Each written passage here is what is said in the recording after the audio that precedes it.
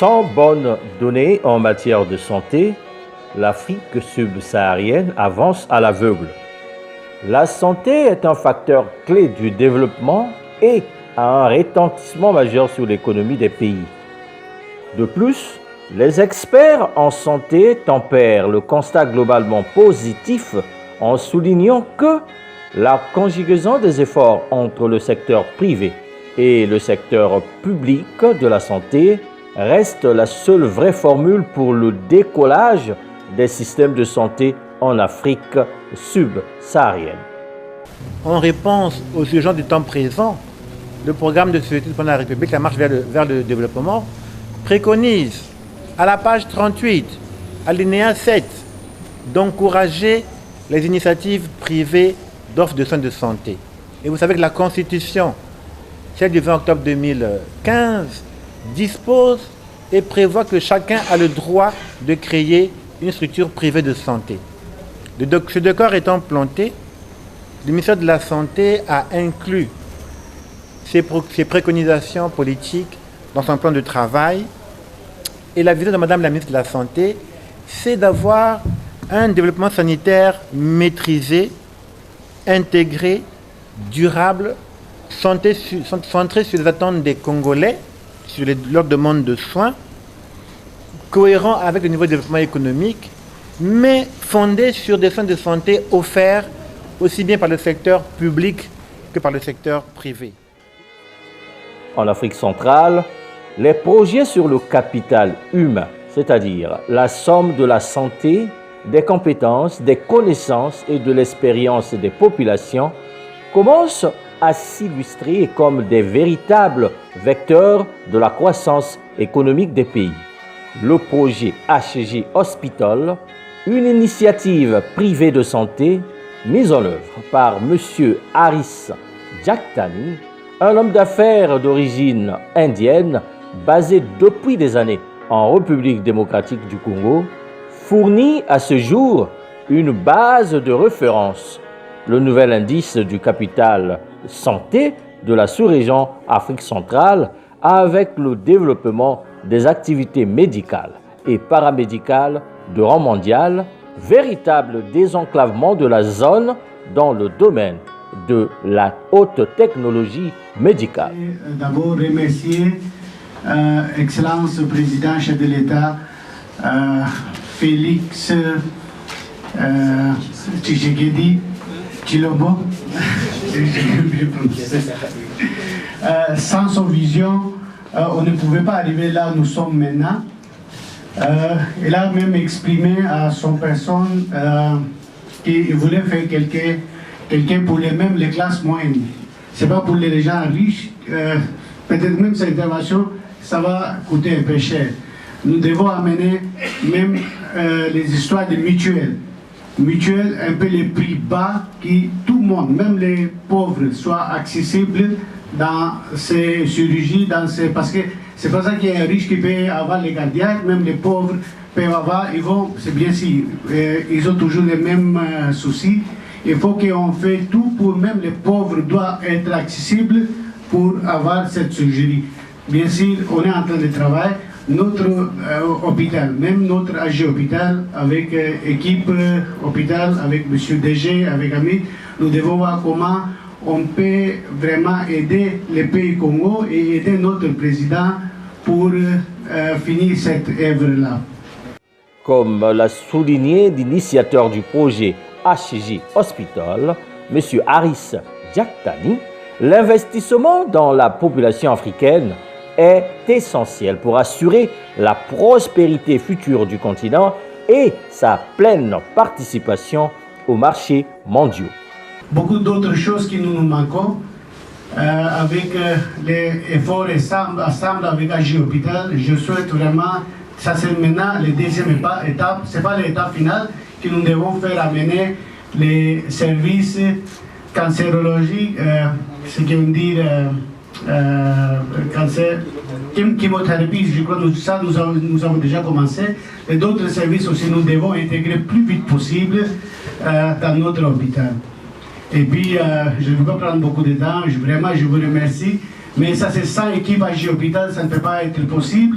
c'est mettre les moyens. Ça ne suffira pas sans vous, sans DG, sans Amit, sans vous, docteurs. On ne peut pas avancer. J'ai besoin de tous les cardiologistes, j'ai besoin des docteurs, j'ai besoin de votre soutien, j'ai besoin de vous, les 100, l'équipe, tous, les marketing, Vijay, opération, avec vous tous qui vous êtes là pour cette réussite. Vraiment, je vous félicite encore une fois. J'ai l'honneur d'avoir une équipe forte comme AJ Hôpital. Je vous remercie.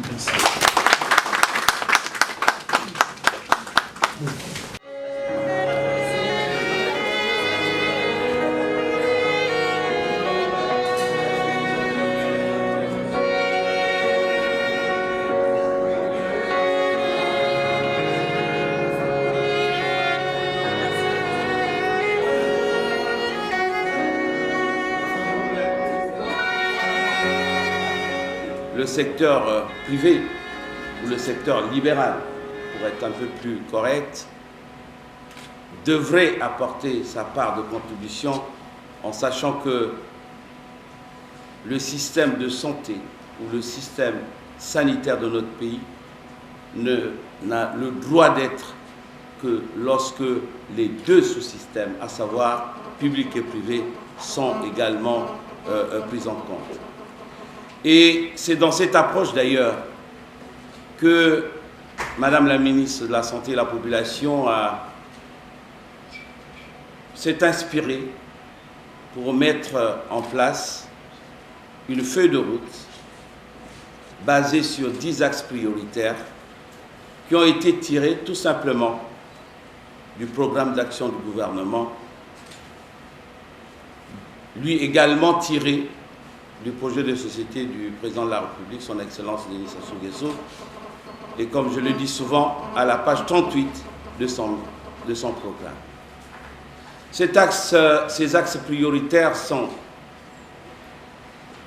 essentiellement axés sur la gestion des épidémies et des endémies, la gestion des hôpitaux, la revitalisation du district sanitaire, mais et surtout la coopération, le partenariat et la redynamisation du secteur libéral dans son axe 9.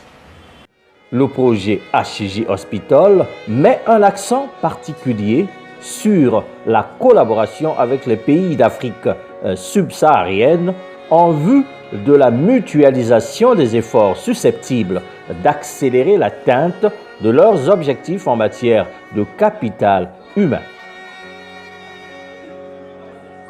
La délégation de la République du Congo, composée des médecins représentant le centre hospitalier universitaire de Brazzaville, la structure référentielle médicale du pays, des administrateurs en santé, des cadres du ministère de la Santé et de la Population et autres experts en santé, dans une approche du développement des synergies partenariales sous-régionales, a répondu positivement à l'invitation de HJ Hospital de Kinshasa à participer à la cérémonie du lancement du laboratoire de cathétérisme de cette prestigieuse structure sanitaire, une fierté sous-régionale.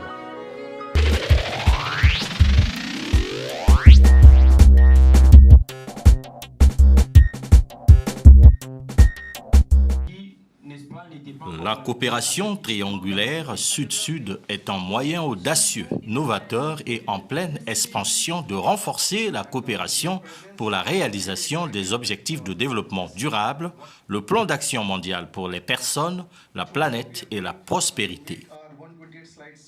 Il existe des preuves substantielles des bienfaits de la coopération triangulaire Sud-Sud.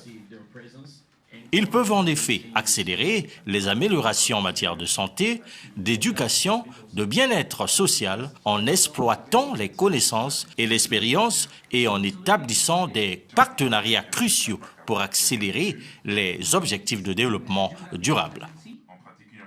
La coopération triangulaire sud-sud implique le type de coopération qui crée des emplois, renforce le commerce, améliore les infrastructures, transfère la technologie, favorise l'intégration régionale et profite à tous les pays concernés. Les techniques nouvelles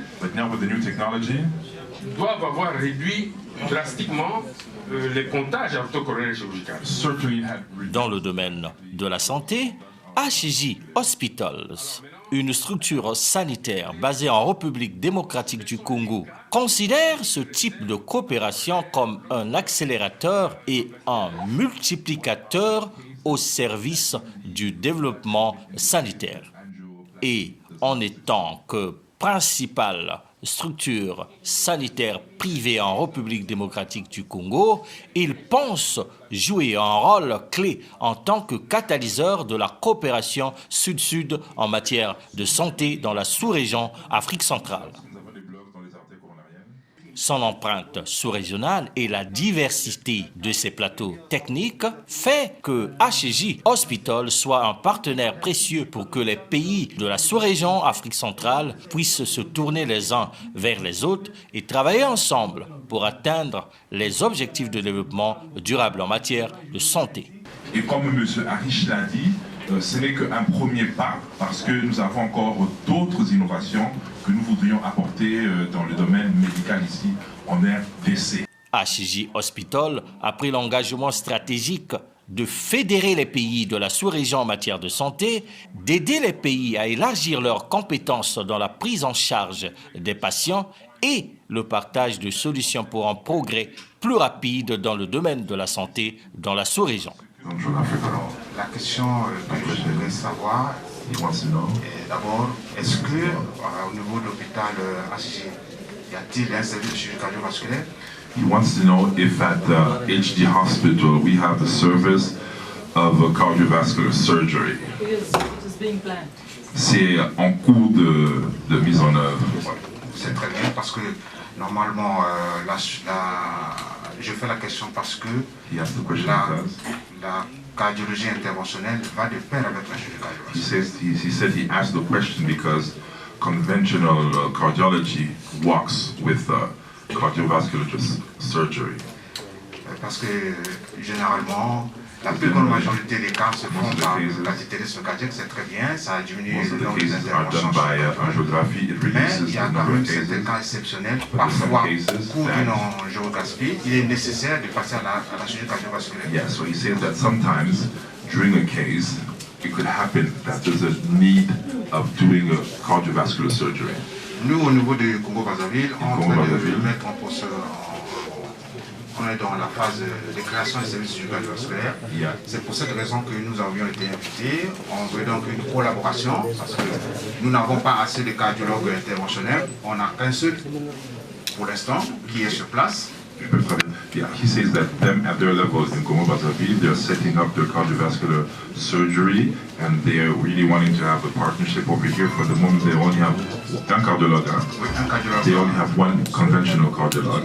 Des partenariats mondiaux pour la santé, des réseaux et des alliances ainsi que des initiatives ont été créées afin d'attirer l'attention sur un besoin non satisfait et ou offrir un cadre commun de collaboration qui permette aux entités du secteur public, du secteur privé, aux organisations non gouvernementales, aux fondations philanthropiques et aux établissements universitaires d'unir leurs forces. Il y a des gens qui venaient de certains pays environnants pour venir se faire soigner en République du Zaïre ou en RDC. Aujourd'hui, le mouvement s'est inversé. C'est nous qui allons vers ailleurs. Et j'ai toujours, avec votre permission, voulu illustrer ce genre de propos par une expérience personnelle. Je suis parti en Inde en 1979. Je venais de quitter l'université et je suis allé dans une mission officielle. Ce que j'ai vu en Inde par rapport à ce qui s'est passé chez nous était plus ou moins choquant. C'est-à-dire que le niveau dans notre pays, en République du Zaïre ou en RDC, était un peu plus élevé que le niveau en Inde. J'y suis reparti quelques temps après Et j'ai eu un peu honte de voir que, j'avoue, il nous dépasse de loin aujourd'hui. Qu'est-ce qui nous manque? L'intelligence? Non. Qu'est-ce qui nous manque? Les moyens? Non. Il nous manque peut-être la volonté. Congo-Brazzaville, Gabon, toute l'Afrique centrale doit suivre vers la médecine avec 5 P. Je commence par la santé publique. P, médecine prédictive. P, personnalisée, individualisée. P, précise, la précision. Et il a démontré la précision. P, participatif. Tout le monde, la communauté. Quand vous dites le partenariat public-privé, c'est ça, tout le monde. Mais pour nous scientifiques, P, il faut des preuves. Il faut des preuves à partir d'un contexte congolais. Nous allons être ensemble, tous dans la même direction, ça veut dire leadership humaniste. Le 19 septembre dernier, HJ Hospitos a lancé les activités de son laboratoire de cathétérisme, une innovation dans le cadre de la prise en charge des pathologies cardiovasculaires.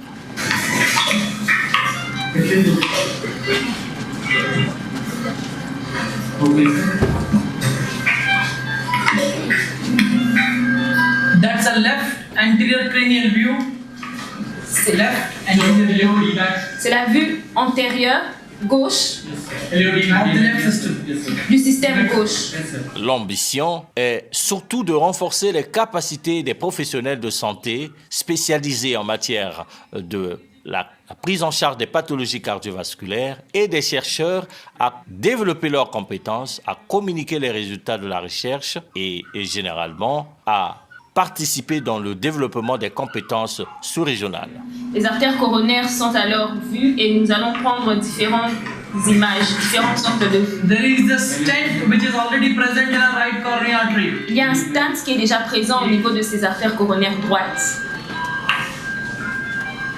We are visualizing the right coronary in a different view now. Nous sommes en train de visualiser. C'est une entité très capitale pour la prise en charge des personnes porteurs des pathologies cardiovasculaires, pour le renforcement des capacités des prestataires, mais aussi une grande étape pour la minimisation des évacuations sanitaires en matière de cardiovasculaire vers les pays occidentaux.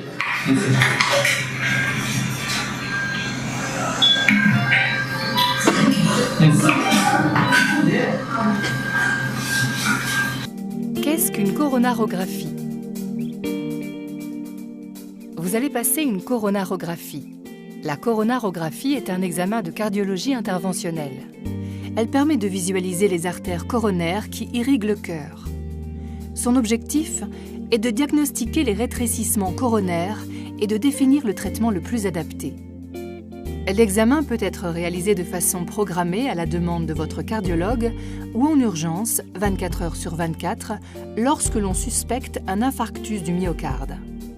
Une courte hospitalisation est nécessaire de 10 à 12 heures en ambulatoire ou de 24 à 48 heures en hospitalisation conventionnelle. Comment l'examen se déroule-t-il ? Un brancardier viendra vous chercher juste avant l'examen et vous conduira dans la salle de coronarographie équipée d'un appareil à rayon X sous la surveillance de l'équipe de soins. Vous serez installé sur la table d'examen et recouvert d'un drap stérile. L'examen est réalisé sous anesthésie locale. Pour votre confort, l'anesthésiste vous administrera un sédatif analgésien. L'examen peut être effectué par plusieurs voies. Les artères radiales au niveau du poignet ou fémorales au niveau du pli de l'aine. Pour éviter des infections, un protocole d'hygiène est nécessaire. Une douche avec un produit antiseptique et l'épilation du poignet ou des plis de l'aine. L'examen débute par la mise en place d'un cathéter dans l'artère qui permettra de faire progresser des mini-sondes. Ces mini-sondes permettent d'injecter un produit de contraste iodé opaque au rayon X pour observer les zones de rétrécissement. Qu'est-ce qu'une angioplastie ? il est possible de réparer par voie interne ces rétrécissements à l'aide du gonflement d'un ballon. C'est ce que l'on appelle une angioplastie, qui peut nécessiter l'implantation de stents au niveau de l'artère coronaire rétrécie. Selon les cas, l'angioplastie peut être réalisée soit dans la foulée de la coronarographie, soit reportée au lendemain ou au cours d'une hospitalisation ultérieure. Dans certaines situations, l'angioplastie ne permet pas une réparation optimale des lésions coronaires et le traitement s'oriente vers la réalisation d'une intervention chirurgicale appelée pontage coronaire.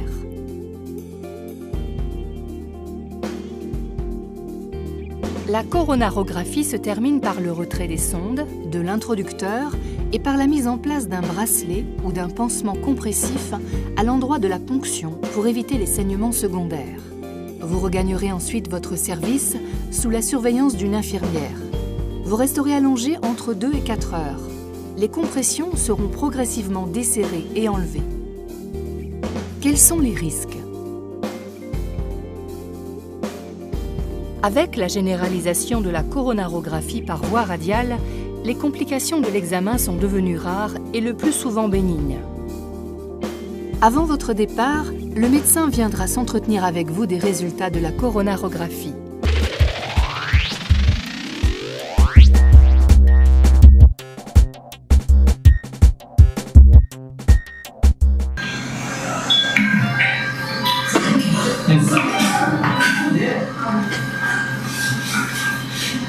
This is the second view of RCA. En inaugurant le laboratoire de cathétérisme cardiaque, un service de pathologie cardiovasculaire au sein de cette institution hospitalière HJ Hospital, l'unité de cathétérisme cardiaque a des objectifs dans les domaines diagnostiques et thérapeutiques des maladies cardiaques. Le terme cathétérisme signifie que toutes les procédures sont réalisées au moyen de fines sondes ou cathéters introduites par ponction dans la circulation sanguine, le plus souvent sous contrôle par caméra à rayon X, tel que ça se passe aujourd'hui dans cette institution hospitalière HJ Hospital de Kinshasa. Start from the first view. Nous avons pris différentes images et là nous allons vous montrer la première.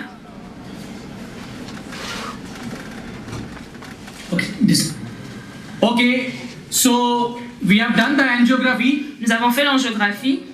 Now, in the heart we have 3 main vessels. Dans le cœur, nous avons 3 principaux vaisseaux. The left system has 2 main vessels. The left system and the right system. Le système gauche et le système droit.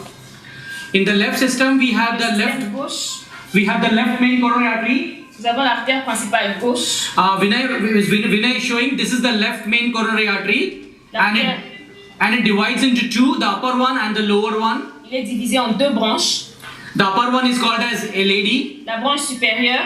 Or a left anterior descending artery. Si des mesures ont été prises pour que ce que nous avons vu aujourd'hui puisse rester, parce qu'au Congo-Brazzaville, nous l'avons fait il y a 2 ans.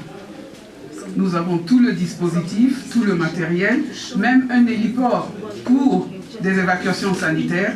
Mais après avoir fait 6 angiographies, ils sont partis, ils ne sont plus jamais revenus. Donc, je voudrais ici avoir l'assurance que ce que nous avons vu ici n'est pas venu juste pour nous donner de l'espoir ou de l'espérance et après disparaître. Parce que nous avons, comme vous l'avez entendu, plus de 600 cas qui attendent. Et au Congo-Brazzaville, nous avons tout le matériel, tout le dispositif. Mais les chirurgiens sont venus, ils ont réalisé 6 angiographies. Ils ont laissé les malades avec l'espoir qu'ils allaient revenir pour les angioplasties. Et ça fait 2 ans que nous attendons. L'héliport est là pour les évacuations. Le matériel est là et il est en train de moisir. Quelles sont les mesures qui ont été prises et quelle est l'assurance que vous pouvez nous donner aujourd'hui? Parce que c'est bien beau de venir voir et d'établir des partenariats. Mais est-ce que ce sont des partenariats qui sont viables? Merci. Nous avons débuté ce travail le 2 avril 2016. C'est le jour où on a inauguré cet hôpital. Et dans le chronogramme que nous avions des séquences. À tel moment, nous comptions faire telle chose. À tel autre moment, nous comptions faire telle autre chose. Et Dieu nous garde. Jusque-là, nous essayons de respecter le chronogramme qu'on a mis en place. Il y a quelqu'un qui a posé une question importante, mais qu'on a un peu éludée, sur les financements. C'est-à-dire, tout ce qu'il y a comme infrastructure, tout ce qu'il y a comme matériel procède d'un financement, c'est-à-dire de l'argent qui a été trouvé quelque part, qui doit être rendu. C'est-à-dire, nous avons intérêt, ce n'est pas le commerce, la santé des gens n'est pas le commerce, mais nous avons l'intérêt à travailler pour que nous puissions rembourser ce financement-là. Au-delà de ça, c'est une précision que je voudrais donner. Les médecins qui sont devant nous ici ont vocation à rester travailler ici. Ce ne sont pas des gens qui viennent pour repartir et ne plus jamais revenir. Ils ont vocation à continuer à travailler avec nous. Non seulement vocation à rester travailler avec nous, mais vocation aussi à former des locaux pour que les équipes soient des équipes mixtes, qu'il y ait aussi des Congolais qui soient formés pour qu'ils puissent poursuivre leur travail. C'est-à-dire, les médecins qui sont là, ce ne sont pas des médecins visiteurs qui viennent pour repartir. Ce sont des médecins qui viennent, d'une part, pour prendre en charge cette unité-là, d'autre part, pour aider à former. En résumé, ils ne sont pas là pour repartir. Ils sont là pour travailler ici. Ils ont des contrats pour être ici. Et je vais beaucoup plus loin. Même si eux devaient repartir, on pourrait recourir à d'autres expertises. Et il y en a. Il n'y a pas que... Il y a des expertises. Et au-delà de tout ça, le but ultime, c'est que les Congolais puissent aussi être formés pour qu'on n'ait pas toujours besoin de l'extérieur. Donc c'est un peu la philosophie. Ils ne partiront pas, ils seront toujours là. Et même si eux partent, on aura toujours des gens pour travailler. Et cet hôpital, c'est un hôpital, moi je lui ai toujours dit que il n'amènera jamais ça en Inde. Excusez-moi d'être franc, ce qu'il a fait là, ça appartient au Congo. Il n'amènera jamais ça en Inde.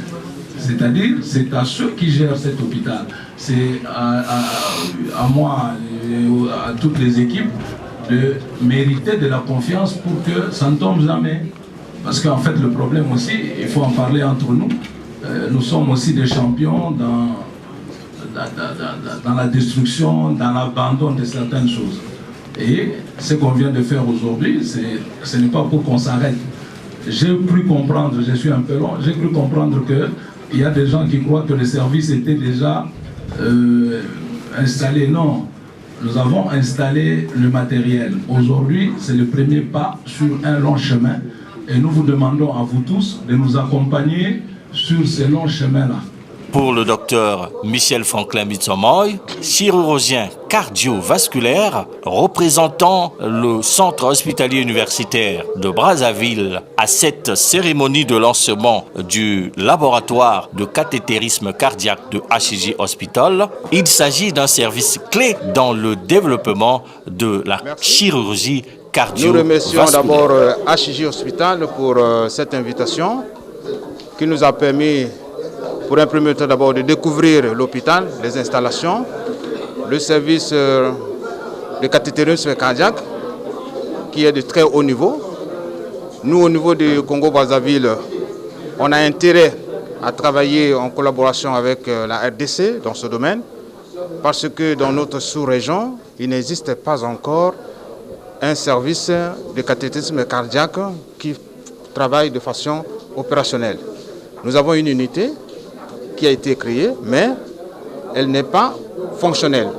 Donc, avec le développement du cathétérisme cardiaque au niveau des HJ Hospital, ça permettrait aux experts et aux cardiologues congolais de venir mutualiser les efforts pour avoir une assistance. Et ça permet également à ce que le Congo-Brazzaville évacue les malades nécessitant une prise en charge cardiaque dans ce domaine, de se faire soigner ici au Congo. Parce que actuellement, les évacuations sanitaires en Occident sont d'abord très difficiles à négocier du point de vue des visas, et non seulement aussi ça coûte très cher. Donc si HCG Hospital peut développer cette unité permettant la chirurgie interventionnelle sur place, ça serait très bénéfique, non seulement pour les patients, mais également pour le haussement des compétences des médecins de part et d'autre, surtout des cardiologues interventionnels. Donc pour nous, ça a été une visite très importante.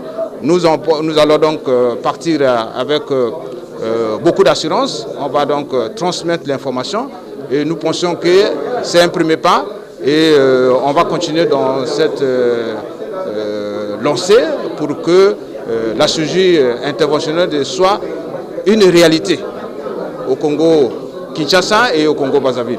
C'est quelque chose de très important pour non seulement pour la RDC, le Congo-Brazza et aussi le Gabon, toute l'Afrique centrale est concernée par cet apport en fait, et cet échange. Non, au Gabon ne fait pas d'angiographie, c'est pour ça que nous sommes là, nous sommes venus voir comment ça se passe et quelles sont les conditions pour essayer d'apporter aussi notre contribution à la population gabonaise.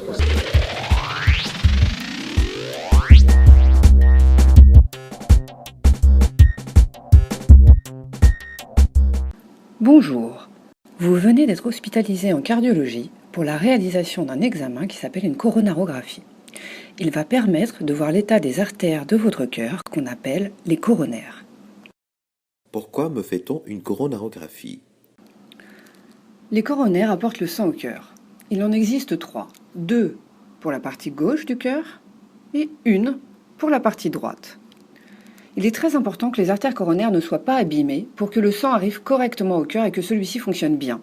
L'hypertension artérielle, le tabac, le cholestérol, le diabète et le surpoids peuvent former des dépôts d'athérome qui rétrécissent vos coronaires et empêchent le sang d'arriver au cœur. Cela peut provoquer de l'angine de poitrine et au pire, un infarctus du myocarde. Si vous passez une coronarographie aujourd'hui, c'est que votre médecin veut vérifier l'état de vos coronaires pour diminuer le risque que vous ne fassiez un infarctus. Comment ça marche une coronarographie ? Pour voir vos artères coronaires, on peut passer par soit l'artère du bras, l'artère radiale, soit l'artère de la jambe, l'artère fémorale. Vous serez anesthésié à l'endroit de la piqûre dans l'artère du bras ou de la jambe. Une fois l'anesthésie locale réalisée, le médecin introduit une sonde souple dans l'artère du bras ou de la jambe pour arriver jusqu'au coronaire.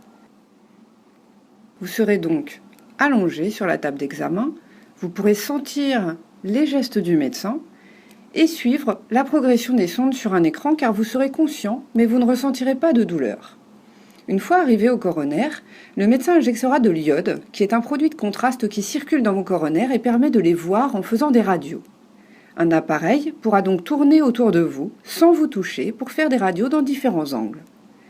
Cette technique permettra au médecin de voir directement la forme et la taille de vos coronaires et de diagnostiquer un éventuel rétrécissement. Une coronarographie dure en moyenne 30 minutes. Quel traitement peut-on me proposer après une coronarographie ? Il est important de savoir qu'après cet examen, des médicaments pourront vous être prescrits et que certains peuvent être à poursuivre toute la vie. Il existe en effet plusieurs situations après la réalisation d'une coronarographie. Tout d'abord, l'examen peut être tout à fait normal, c'est-à-dire que les coronaires sont de taille normale sans aucun rétrécissement. L'examen est terminé, le médecin est rassuré et vous également. Deuxième situation, une des 3 artères principales du cœur peut avoir un rétrécissement important qui limite le passage du sang et qui avec le temps risque de se boucher et de provoquer un infarctus. Dans ce cas, le médecin peut traiter le rétrécissement de votre artère coronaire avec un stent, qui est une sorte de ressort métallique qui permettra à l'artère coronaire de rester bien ouverte et au sang d'arriver correctement au cœur. Il est possible de poser le stent pendant le même examen ou il sera parfois nécessaire de le faire dans un deuxième temps. Votre médecin vous expliquera les différentes possibilités pendant la coronarographie. Troisième situation, même si c'est moins fréquent, il peut y avoir plusieurs coronaires de rétrécis. Soit on peut poser plusieurs stents, soit il peut être nécessaire de faire un pontage. Le pontage coronaire est une opération qui nécessite une anesthésie générale et qui sera donc fait dans un deuxième temps. Encore une fois, le médecin discutera de ces possibilités avec vous durant l'examen. Est-ce que la coronarographie est un examen dangereux? Bien que cet examen soit nécessaire pour vous et qu'il s'agisse d'un examen de routine, avec plusieurs dizaines de milliers de procédures par an en France, la coronarographie peut comporter des risques. Les plus fréquents ne sont pas graves, à savoir un hématome à l'endroit où sera faite la piqûre, un dysfonctionnement transitoire du rein, une réaction allergique avec des plaques rouges sur le corps. Beaucoup plus rarement, une blessure des artères liée au maniement des sondes, une douleur à la poitrine, des troubles du rythme du cœur ou un accident vasculaire cérébral. Et il faut se rappeler que le risque de décès est faible, inférieur à une procédure sur 1000. Est-ce que j'aurai des recommandations particulières à respecter? La réalisation d'une coronarographie nécessite une hospitalisation durant une journée, parfois plus, en cas de pose de stent. Votre médecin pourra vous demander d'arrêter certains de vos traitements, pour le diabète par exemple, avant la réalisation de la coronarographie. Vous devrez par ailleurs rester à jeun pour l'eau et les aliments et sans fumer 6 heures avant la coronarographie. Et vous aurez une douche avec un savon spécial juste avant la coronarographie. Vous aurez un pansement compressif au niveau du point de la piqûre, soit dans le bras, soit dans la jambe, après la réalisation de la coronarographie.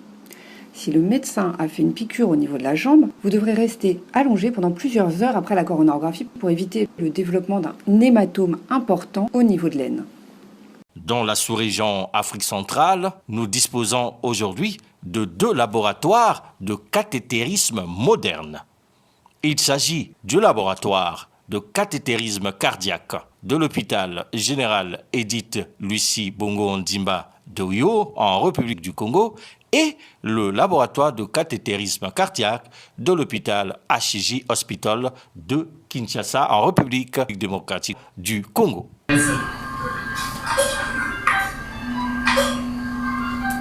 You can see there are definitely some blocks ahead of the stent. Nous pouvons voir qu'il y a différentes obstructions au-delà du stent qui était déjà présent.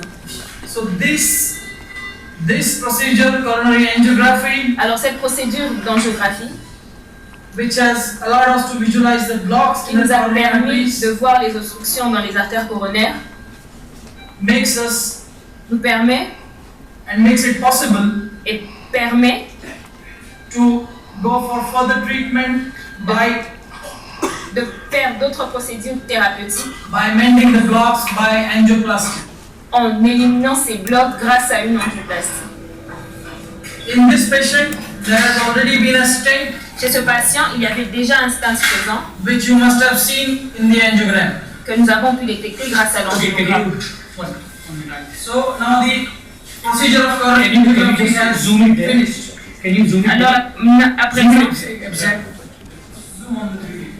zoom exactly on the screen. We just want the screen. We just want the screen. Zoom it. Nous voulons voir une image détaillée de l'écran. No, zoom.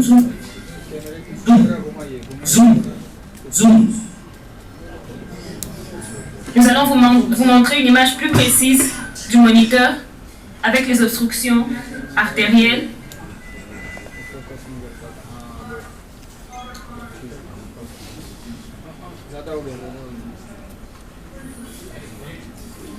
Okay, fine.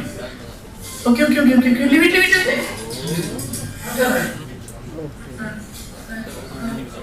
Yes, leave it. Okay, now Suraj, show me the first view, starting from the first view. Je voudrais remercier toutes les délégations qui sont venues d'ici et d'ailleurs. Je pense notamment à nos frères venus du Congo-Brazzaville, à nos frères qui sont venus même de la République jusqu'ici. Nous attendions d'autres frères qui ne sont pas arrivés. Je tiens à remercier tous ceux qui sont arrivés.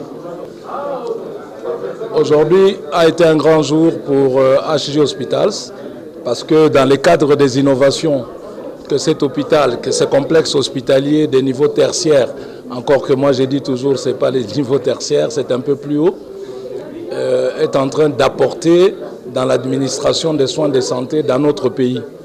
Et HJ Hospitals ne se limitera pas seulement dans notre pays. HJ Hospitals compte aller vers ses voisins les plus proches pour mettre en place un partenariat qui puisse renforcer les capacités de tous nos pays à être en mesure d'administrer des soins de santé, de mieux prendre en charge les patients qui ont besoin de nous, qui ont besoin des hôpitaux, pour mettre fin à cette sorte d'exode de l'Afrique vers les pays européens, vers les pays, vers l'Inde, vers l'Afrique du Sud, c'est-à-dire qui occasionne encore des dépenses, des devises, alors que nos pays en ont besoin pour qu'ils puissent se développer. AJ Hospital s'entend donc faire profiter toutes ces innovations à tous nos voisins, à tous ceux qui nous sont proches. Et l'innovation de ce jour, comme vous vous êtes rendu compte, comme vous vous en êtes rendu compte, porte sur le laboratoire de cathétérisme. C'est-à-dire aujourd'hui, AJ Hospital s'est en mesure de faire le diagnostic sur toutes les maladies cardiovasculaires, sur toutes les maladies cardiaques. Notamment, il est en mesure de faire l'angiographie. Et dans le temps qui vient, si Dieu le veut, on pourra aller même vers l'implantation des pacemakers. Parce que nous sommes là, c'est pour pouvoir aider tout le monde à mieux vivre sa vie. Alors, je voudrais rappeler que nous sommes partis d'un centre de diagnostic, mais qu'au fil du temps, nous renforçons nos capacités pour que nos frères puissent se débarrasser de certaines affections qui handicapent leur vie. La médecine est vaste. Le problème, c'est de réduire la distance entre les patients et les structures de prise en charge. Il est vrai qu'au Congo-Brazzaville, nous avions aussi un laboratoire ou une salle de cathétérisme, mais c'est à 500 km de Brazzaville. Et vous savez que les pathologies cardiaques, les porteurs des pathologies cardiaques en souffrent et la mobilité pose souvent problème. Et c'est pour cette raison, pour nous, la proximité entre les deux villes et surtout pour cette immense ville de Kinshasa, cette salle de cathétérisme ne peut être que la bienvenue dans le cadre de l'amélioration de la prise en charge des populations.